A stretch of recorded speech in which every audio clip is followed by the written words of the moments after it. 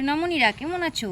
আজ আমরা শিখব বাংলা শতকিয়া 61 থেকে 80 পর্যন্ত। চলো তাহলে পড়া শুরু করি। 6 × 1 = 61, 6 × 2 = 62, 6 × 3 = 63, 6 × 4 = 64, 6 × 5 = 65, 6 × 6 = 66, 6 × 7 = 67, 6 × 8 = 68, 6 × 9 = 69, 7 × 0 = 70, 7 × 1 = 71, 7 × 2 = 72, 7 × 3 = 73, 7 × 4 = 74, 7 × 5 = 75, 7 × 6 = 76, 7 × 7 = 77, 7 × 8 = 78, 7 × 9 = 79, 8 × 0 = 80।